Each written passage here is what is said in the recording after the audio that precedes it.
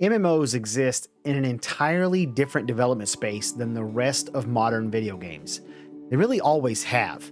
Making these huge, sprawling worlds big enough to house tens of thousands of players at once, and then chopping that world up into clear-cut zones for different level ranges and adding dungeons and caves and points of interest to explore, all that by itself takes years.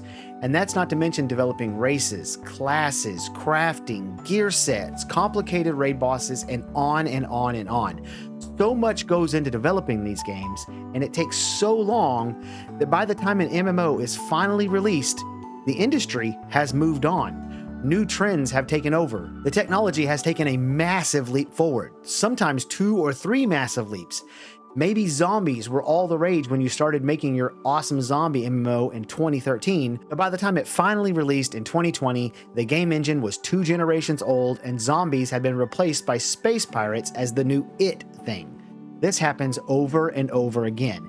As each new MMO is released with old technology, old fads, and old game design, the MMO community becomes more and more disenfranchised with the entire genre. Is this going to be what finally kills this once revered genre of video games?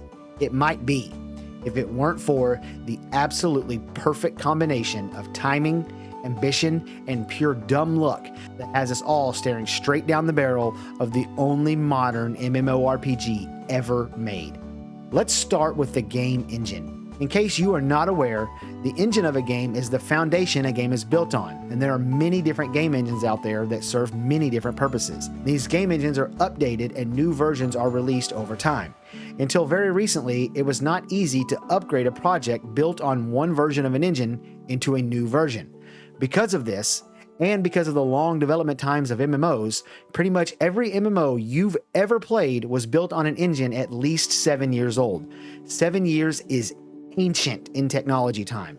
World of Warcraft was built on the engine Blizzard used to make Warcraft 3.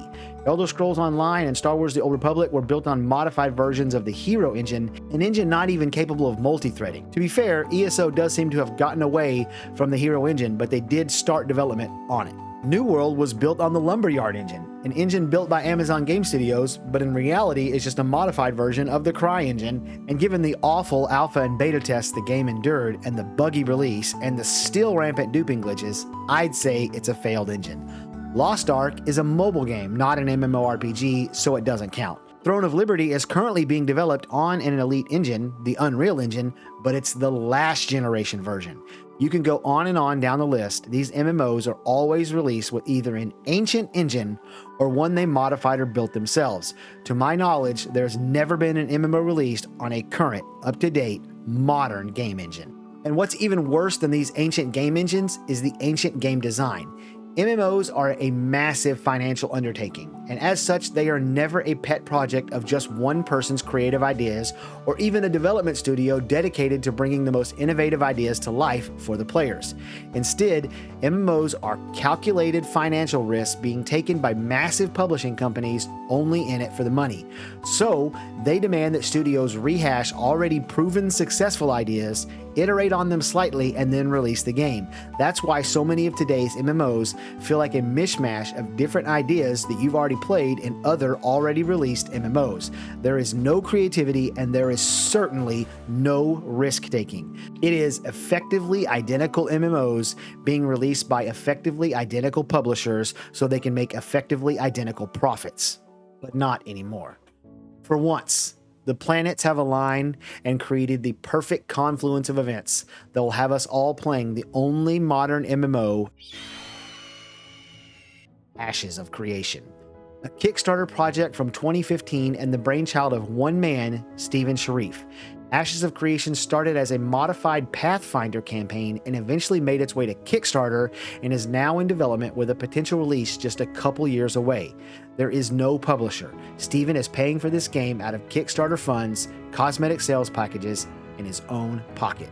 A fully funded MMO being developed by a studio committed to bringing the brainchild of one man to life, and even better, because technology has finally reached the point where a development project can, with relative ease, be upgraded to the new version of an engine, Ashes of Creation started out development using the Unreal Engine 4, but when Unreal Engine 5 was announced, they were able to upgrade the entire project, meaning Ashes will be the only MMO ever released on a truly modern, truly elite engine.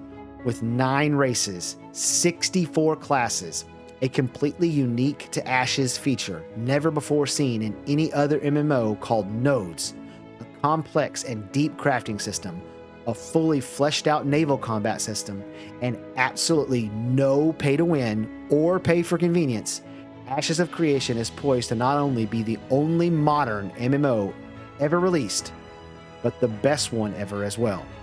If you're interested in playing Ashes of Creation, you can visit ashesofcreation.com to sign up for a free account. And if you want to help me out, you can use my affiliate link, which is in the description below. Thanks so much for watching, and I'll see you guys in the next video.